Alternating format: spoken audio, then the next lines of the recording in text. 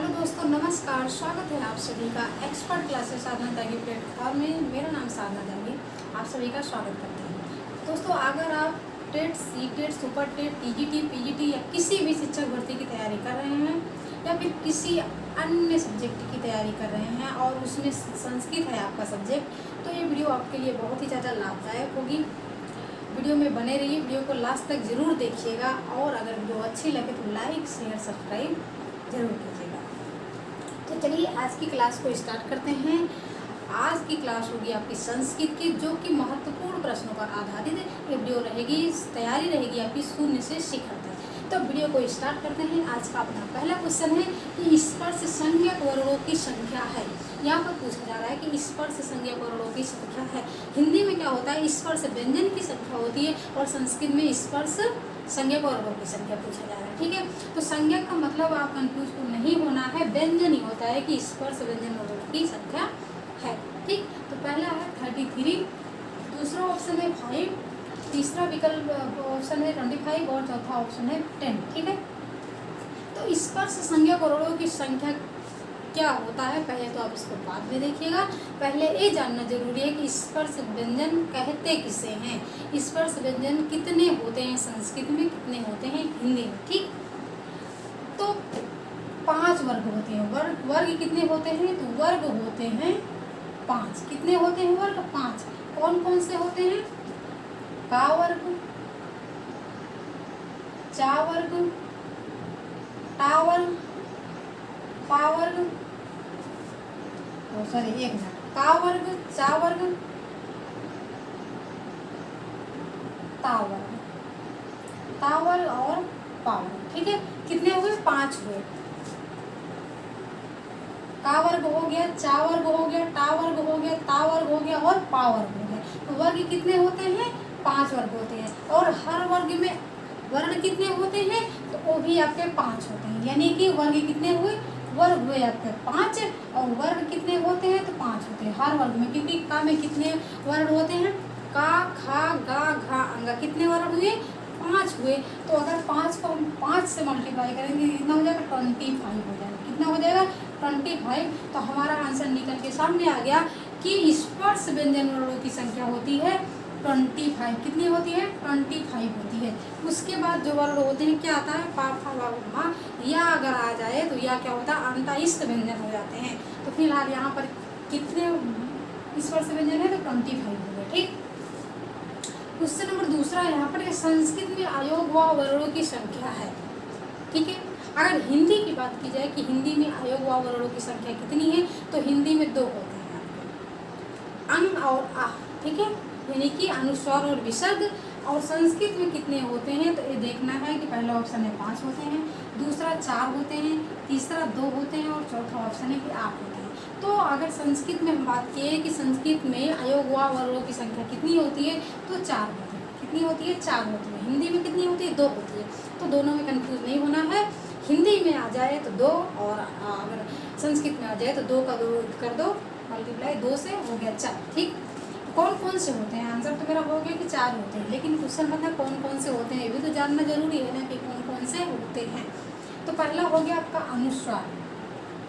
पहला क्या हो गया, अनुस्वार। अनुस्वार क्या होता है, किसी डंडे के ऊपर ऐसे लग जाए, जैसे का के ऊपर लग गया कंग हो गया, आ के ऊपर लग गया अंग हो गया। ठीक है, दूसरा हो गया आपका विसर्ग। विसर्ग कैसे होता है, ऐसे होता है, जैसे आह, आह जिसे कहते हैं वो होता है विसर्ग। तीसरा हो गया आपका जिह्वा मूलीय। क्या होता है, जिह्वा मूलीय।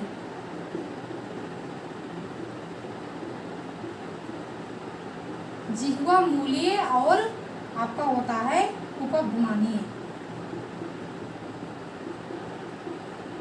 तीसरे में आपके 2 होते हैं, जिह्वा मूलीय और उपभ्रमणीय। तो जिह्वा मूलीय क्या होते हैं, जिह्वा मूलीय सिर्फ का और खा होते हैं, का और खा होता है। का खा के बीच में अगर ऐसे बन जाए चंद्रबिंदी जैसे, तो समझ लीजिए ये जिह्वा मूलीय है। और उपध्मानी की बात की जाए तो आप क्या होते हैं, पा और फा। दोनों में सेम ही रहेगा, ये बीच का दोनों में क्या रहेगा, सेम रहेगा। लेकिन इसमें डिफरेंट इतना है कि जिह्वा मूलीय में का खा होते हैं और उपध्मानी में पा फा होते हैं। ठीक है। और आपका चौथा आता है कि चौथा क्या होते हैं, तो चौथा आपका आ जाता है अनुनासिक।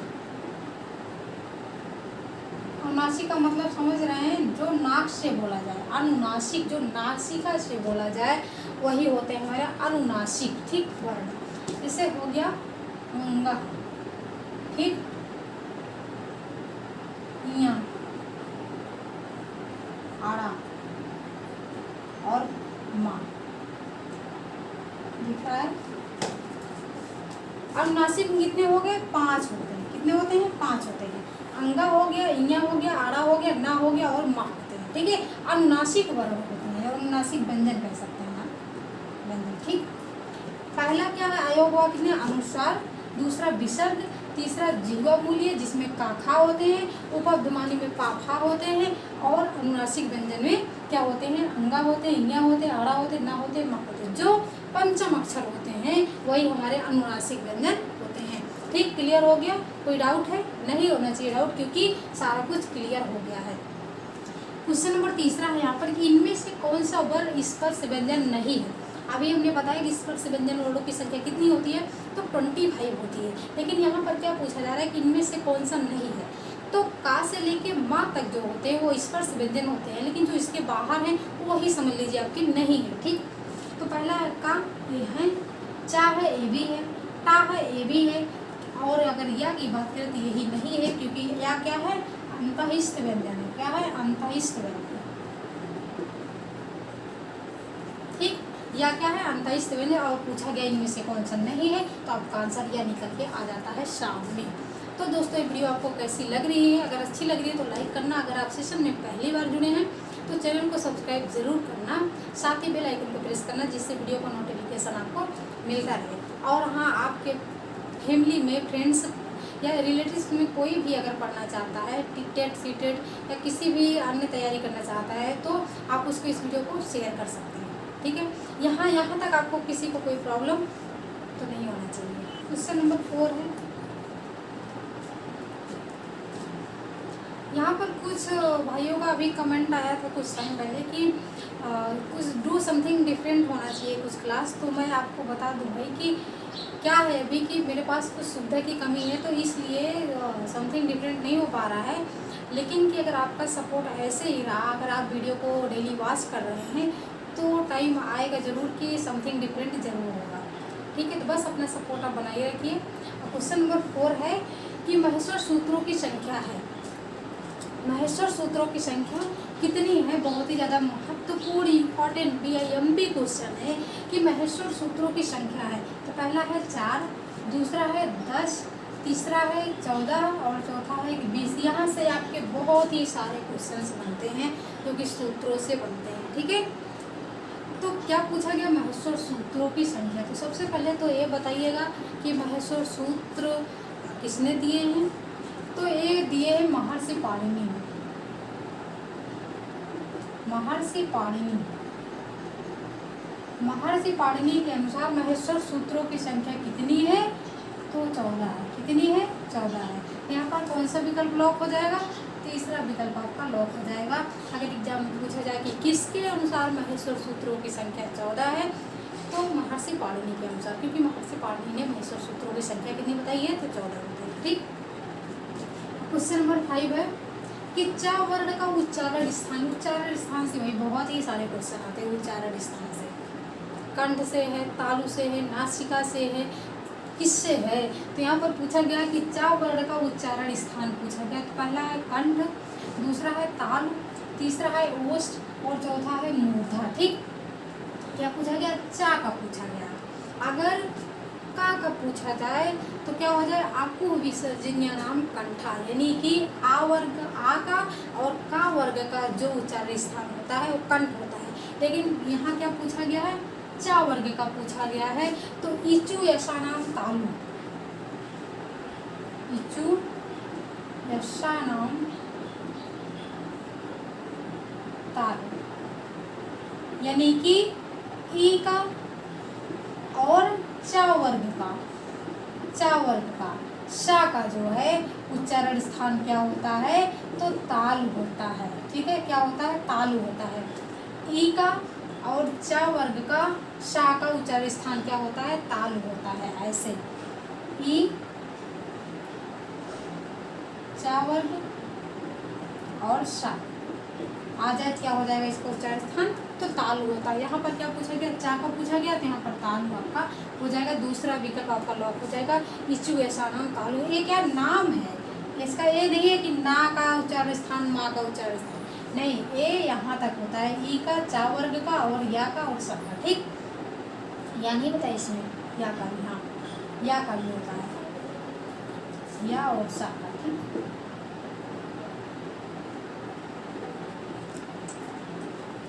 क्वेश्चन नंबर 6 है कि अत्यधिक में संधि है। क्या पूछा गया, अत्यधिक पूछा गया में संधि है, तो पहला है दीर्घ संधि है, यड़ संधि है, वृद्धि संधि है या फिर हल संधि है। तो अत्यधिक या के ऊपर क्या है, या के ऊपर आधा ता है ना। जब भी यारा लावा के पहले आपको आधा अक्षर दिख जाए तो वहाँ पर कौन सी संधि हो जाती है, यड़ संधि हो जाती है। कौन सी संधि हो जाती है, यड़ संधि, जिसका सूत्र होता है इको यड़ाच। क्या होता है, इको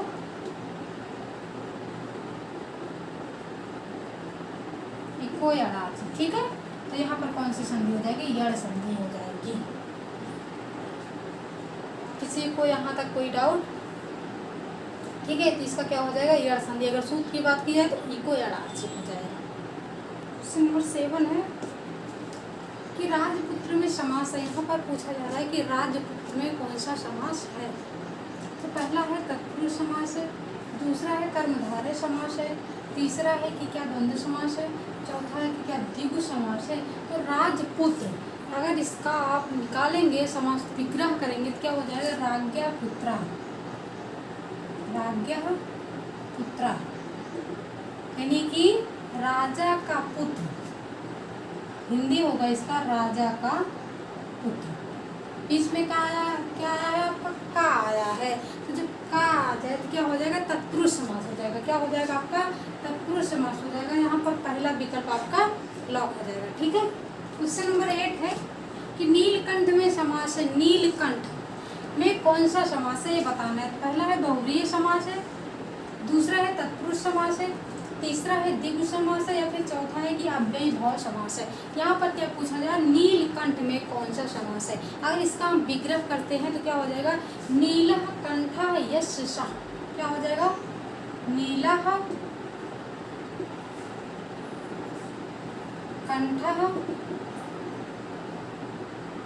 यस्य सः, यानी कि नीला है कंठ जिसका, अर्थात कौन है, भगवान शिव की बात की जा रही है। यहाँ पर तीसरा पद क्या हो रहा है, प्रधान हो रहा है। तो यहाँ पर कौन सा समास हो जाएगा, बहुव्रीहि समास हो जाएगा। कौन सा समास हो जाएगा, बहुव्रीहि समास हो जाएगा। कमेंट में आप यस कीजिएगा अगर बहुव्रीहि समास हो जाएगा तो, ठीक है।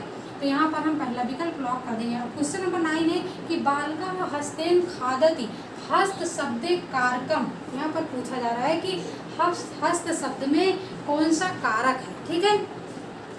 तो पहला है संप्रदान कारक है, दूसरा है करण कारक है, तीसरा है कर्ता कारक है या फिर चौथा है कर्म कारक है। तो यहाँ पर क्या पूछा जाएगा, बालका हस्तेन खादति। अगर इसका हम हिंदी कर निकालेंगे क्या हो जाएगा, बालक हाथ से खाता है। क्या हो जाएगा कि बालक हाथ से खाता है, बालक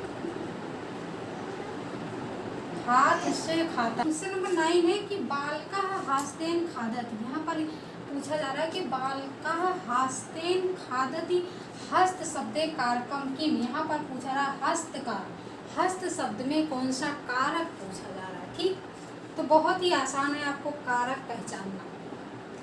तो पहला है संप्रदान कारक है, दूसरा है करण कारक है, तीसरा है कर्ता कारक है और चौथा है कि कर्म कारक है। तो क्या पूछा है, बालका हस्तेन खादति। अगर हम हिंदी इसका निकालेंगे क्या हो जाएगा, बालक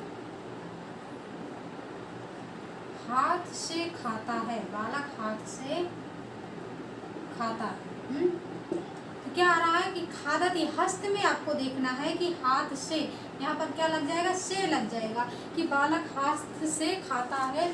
जब से आ जाए तो कौन सा कारक हो जाएगा, करण कारक हो जाएगा। कर्ता ने कर्म को करण से, जब भी से की बात की जाए करण कारक को आप लॉक कर देंगे, ठीक। क्वेश्चन नंबर 10 है कि नेत्राभ्याम अश्रुणी संति में नहीं आएगा, यहाँ पर पूछा जा रहा है कि नेत्राभ्याम आश्रुणी संधि, नेत्राभ्याम पद में विभक्ति है। देखो यहाँ पर कारक पूछा गया, यहाँ पर विभक्ति पूछा गया, तो दोनों बहुत ही आसान है। अगर कारक पूछा जाए तो आप क्या टिक करोगे और विभक्ति पूछा जाए तो आप क्या टिक करोगे। ठीक, अगर कारक पूछा जाए तो आप ऐसे उसका जो कारक होगा वो आप लॉक कर देगा। विभक्ति पूछा जाए तो प्रथमा द्वितीय तृतीय ये विभक्ति आप लॉक करोगे। ठीक है, तो क्या पूछा गया कि नेत्राभ्याम आश्रुणी संधि, नेत्राभ्याम में आपको विभक्ति बताना है। तो नेत्राभ्याम का मतलब क्या होता है, नेत्र होता है। आश्रुणी का मतलब होता है आशु, क्या होता है, आशु होता है।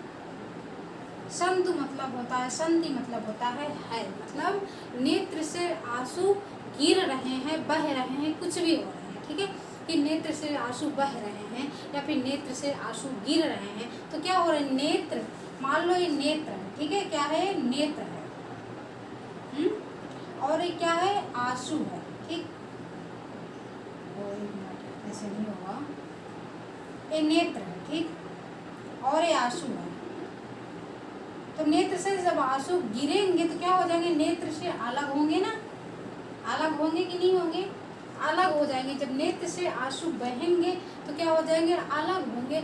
जब अलग की बात की जाएगी तो यहाँ पर कौन सी विभक्ति हो जाएगी, पंचमा विभक्ति हो जाएगी कि आपादान के लिए, यानी कि कर्ता ने कर्म को करण से संप्रदान के लिए आपादान से अलग या अलग। जब भी अलगाव की बात की जाए, अलगाव की बात की जाए, वहाँ पर कौन सा कारक हो जाएगा, वहाँ पर हो जाएगा आपका आपादान कारक हो जाएगा। और विभक्ति की बात की जाए तो पंचमी विभक्ति हो जाएगी। ठीक है, यहाँ पर आप एक चीज़ ध्यान से देखिएगा, अगर यहाँ पर आपको ना दिख जाए, आड़ा दिख जाए, तो आपका समझ लीजिए तृतीय विभक्ति ही होगी। कौन सी विभक्ति होगी, तृतीय विभक्ति होगी। और यहाँ पर आपको नेत्राभ्याम में कौन सी विभक्ति होगी, तो यहाँ पर हो जाएगा पंचमी विभक्ति होगी।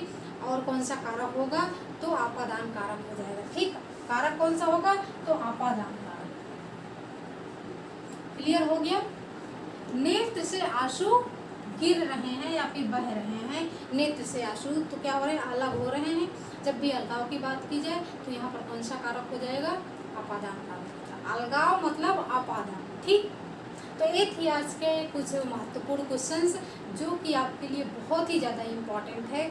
बहुत ही अच्छे अच्छे क्वेश्चंस हैं यहाँ पर। तो दोस्तों ये वीडियो आपको कैसी लगी, अगर अच्छी लगी तो लाइक करना। अगर आप सेशन में पहली बार जुड़े हैं और वीडियो चाहते हैं देखना तो चैनल को सब्सक्राइब जरूर करें, साथ ही बेल आइकन को प्रेस करें जिससे वीडियो का नोटिफिकेशन आपको मिलता रहे। Thanks for watching video. This is Sadhana Tyagi expert classes.